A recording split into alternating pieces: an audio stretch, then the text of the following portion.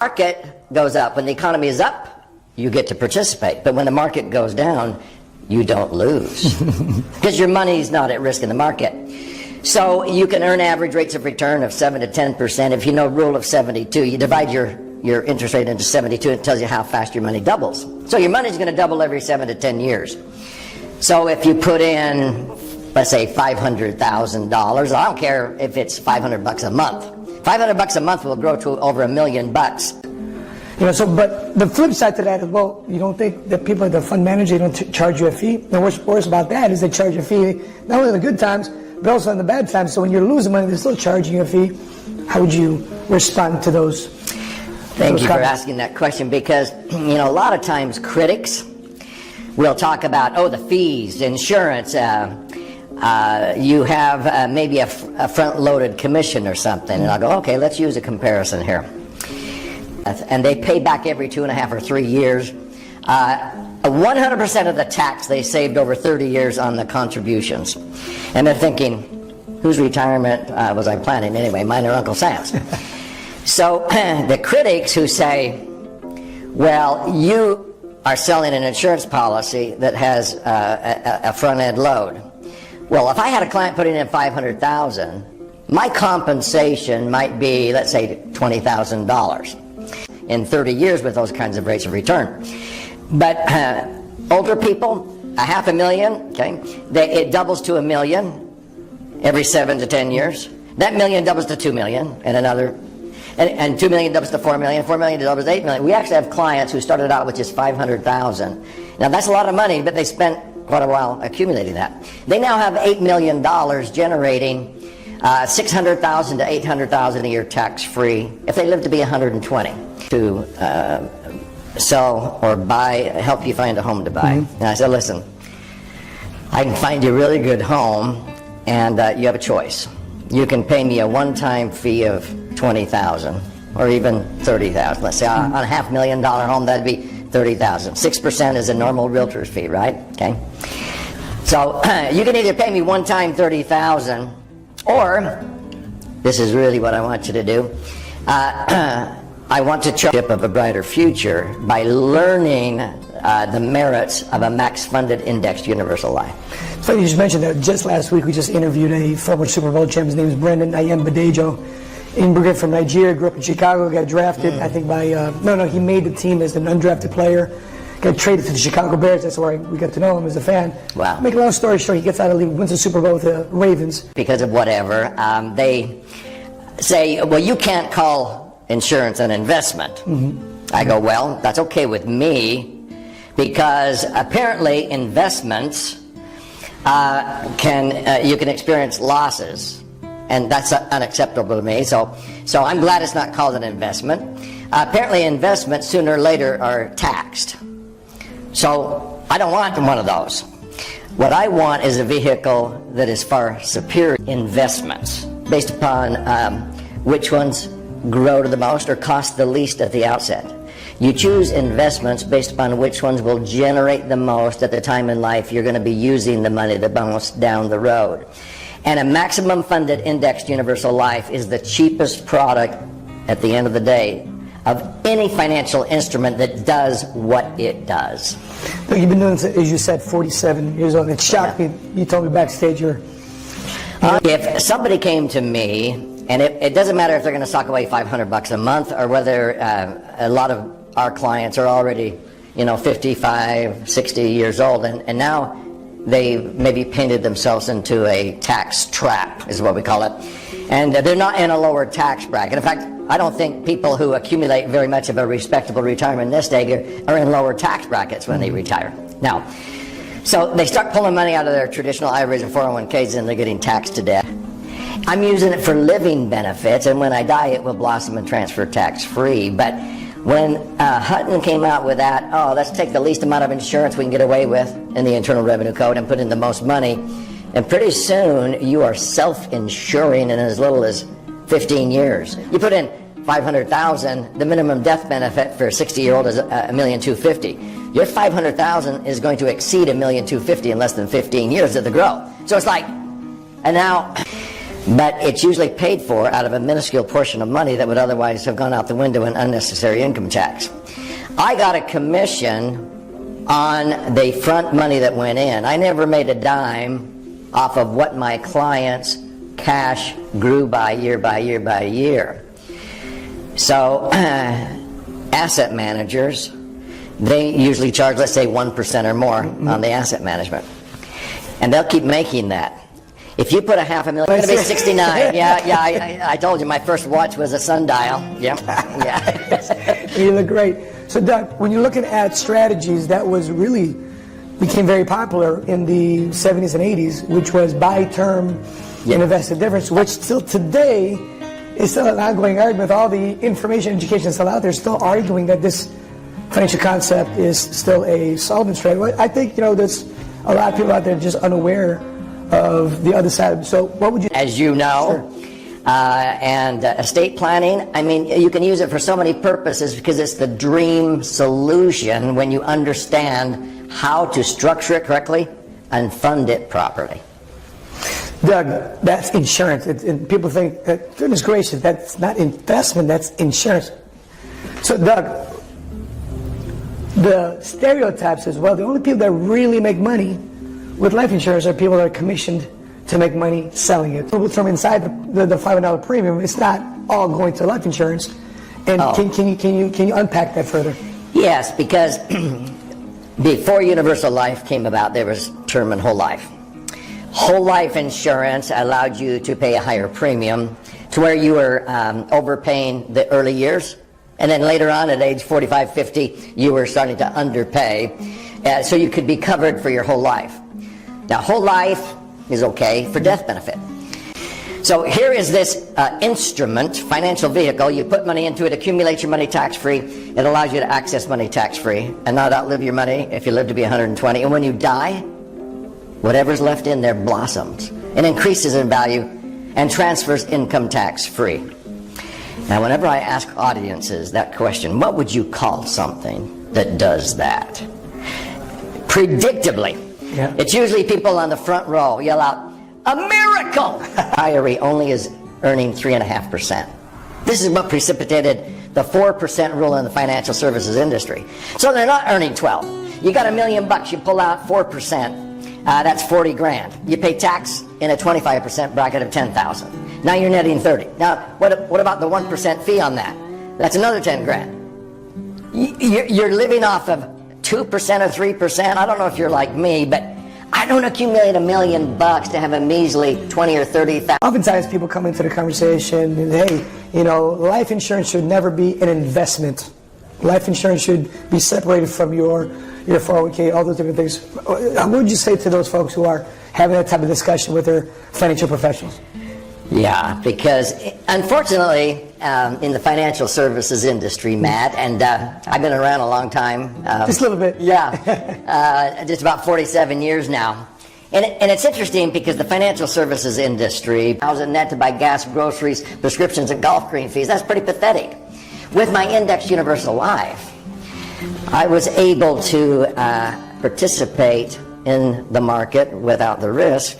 When the market went up, I'm able to earn. When it goes down, I don't lose because of indexing. So in answer to your question, by having my money there, I'm able to earn average returns. Conservatively, I've earned 8.2% net, cash on cash. So next year, you have to take 10 or 15 steps back, up and back, up and back. The stock market is like a person with a yo-yo, maybe hopefully walking up some stairs, let's say. Well, when Hutton realized the average rate of return, even if you earned 12%, let's say you finally accumulate $1 million in a retirement nest egg and you're earning 12%. That's 120 grand a year. You pull out 120,000, you're taking 12 steps forward, you're taking 4 steps back in tax, between federal and state tax. You take another step back in fees because they're charging 1% on that million. You're netting 7, even though you're grossing 12. Do you know what most people actually earn with their money in the market because they get involved in emotion? They watch, like in 2001 to 2003, they watch the market go down, down, down, down, and they finally say, enough already, and they sell. They sell low. And then they wait, and they buy high. So Dalbar, who studies investor behavior, says the average especially if you earn 9, you'll net 8. If you earn 7, you'll net 6. If you earn 11, you'll net 10. I've been doing that for 45 years. And people go, wow, how come I've never heard of this before? Well, I've heard of it for 45 years, but don't follow the herd, putting money in IRAs or 401ks. The best advice I've ever heard, don't follow the herd and don't listen to the mainstream media because they're part of the herd. You need to break away and take ownership. Which one would you like? The one on the right, duh. And then I would say, well, do you know what that is? And they'd say, what is that? I said, it's a life insurance policy. And sometimes they'd go, wait a minute. Oh, I don't need insurance. I go, really? Okay. Look at what it does. Which one knocks the others completely, blows it out of the water? Well, the one on the right, but we don't need insurance. I don't want to pay for insurance. I'm going, who's paying? Its risk with the insurance company is going down. If I earned 10% this year, I would net 10. I would net 9.9 because the cost of the insurance has gotten cheaper as I've gotten older because I'm self-insuring. So this whole argument of Dave Ramsey, Susie Orman, oh, 20, 30 years from now, you won't need the term insurance when it gets expensive because you'll have the money.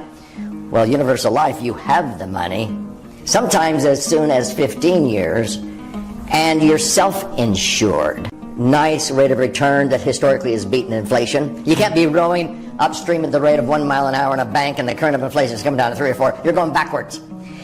And so people would say, Doug, where can I put my money that's earmarked for retirement, my kids' college education, emergency funds? And I'm going, well, let me show you this Swiss Army knife. Okay? Now, you put your money in here and you go, wait a minute, that's $500 a month. Well, how much are you putting in the company's 401k? What if I could show you this will knock the socks off of that? What about this money you have sitting in the bank earning a measly 1%? If you could increase the safety and the rate of return up to 5%, how much more is 5 than 1? It's 5 times. And all of a sudden they go, yeah, makes sense. And then I would create an illustration. And I'd say, here we go. The first few years they may look at it and go, well, there's some fees in there. Look at what it does at the back end. And so I'd show them the back end fit and pushes it ahead. So the cost of the insurance, hear this, gets cheaper as you get older. And people go, what? I've never seen an insurance policy that gets cheaper as I get older. Well, you haven't seen one done correctly then. Because my universal life policies that are 30 years old cost less than 1/20th what they did when I was 30 years younger. Because cost of insurance per thousand goes up, but the amount of insurance that's at rear. So many times I'll say, well, what would you call something that you put money into? It's not an investment, but you put money into this thing, and it's an incredible vehicle, and it accumulates tax-free at really good rates of return, not pie in the sky, but average rates of return of 7 to 10%, which is the equivalent of getting 15% or more in a tax-deferred IRA or 401k. And when the a godsend in this topsy-turvy world of unpredictability that we're in, I go, yep, but you don't call it an investment. It's way better than one of those. And they go, golly, I've never heard of this before. How does it work? Yeah, it works really well for all kinds of financial goals, and so that's why I often compare it to like a financial Swiss Army knife. You can use it for retirement and college funding and emergency funds and working capital for business, real estate, equity management. When they developed Universal Life, it was primarily for living benefits. So even though you put in $500, people that would come to me wanted to increase the liquidity on their money that was earmarked for retirement, for college funding for their kids and so forth. They wanted to increase the safety, not only of where their money is in the institution, but safety of principal. So when the market went down, they didn't lose, and they wanted to have $1 million with an asset manager, and if it was earning as good of a rate of return as my Index Universal Life has, between 7 to 10% average, by the time you retired, let's say 30 years down the road, you know what an asset manager would have charged you in fees? Just barely under $1 million. Now, let me use the metaphor. So if I went to as a realtor, let's say, to when the cash value goes to $2 million, the death benefit stays ahead by 5%. The insurance company is only charging you for the remaining amount, $100,000 at risk. This thing is a tax-free cash cow, and people get hung up on what it is instead of what it does. Ooh, key point. But Doug, you know, the big misconception, people say, oh, but term insurance is only $50. Why is my index universal life premium so expensive at $500? Because people don't think that, you know, the annual renewal. At age 60 or 65, and then we start taking out income. And I would compare to their 401k, and it would crash and burn in 11 years. Money in municipal bonds would crash and burn. Mutual funds, even if we anticipated 12%, because they're taxable. All of these are running out of money, and I go, look at this one over on the far right. It will last if you live to be 120, and you still have your $1 million or whatever. And they'd go, whoa, and I charge you 1% on the price of that home, the value of that home, as it goes up in value every year for the next 30 years. Which one do you want? And anybody with any smarts goes, I'll do the one time and let my house appreciate and go from 500,000 to $1 million to 2 million to 4 million to 8 million. I mean, hello. So it's probably one of the most inexpensive financial plans ever. You don't choose it anymore when it gets expensive. When Universal Life came out in 1980, E.F. Hutton was the brainchild of that, okay? They weren't in an insurance company. And they were the ones who said, wait a minute, we're out here. Did you ever play red light, green light when you were a kid? Sure. Okay. So the stock market, we had money in mutual funds. It was like playing red light, green light. So there were some periods where you might take 20 steps forward. You get 20% return, but then the next $1 million nest egg can generate $80,000 a year of tax-free income. Whereas most IRAs and 401ks, you're going to be lucky in the market to net to earn 4 and net 3 or 2 because of the taxes. And so when Hutton came out with it, I went, this is buy term, invest the difference on steroids. People don't invest the difference. If I maximum fund it, my cash value pretty soon equals the death benefit. It's not costing, it's making you money. Okay, if you don't really want the insurance, make me the beneficiary then. but choose the one that's going to accumulate your money the best, tax-free, and generate the most income, and when you die, it blossoms and transfers. And finally they would get it and say, oh, you mean that's net? I'm going, yeah, that's the net. Everything that you're looking at there is after the cost of the insurance, which is now this. Over the life of it. You say those critics of the buy term and invest the difference. I ended up being responsible for over 3,000 clients in 13 western states. And, you know, we were trying to do a good job selling them term insurance and putting the difference into mutual funds. And it was a sort of like a forced investment because a lot of people don't even invest the difference. Okay. Spend it, yeah. And the whole theory was, if you listen to the Dave Ramseys and the Susie Ormans, well, when you accumulate enough, at the end of the day, you won't need insurance.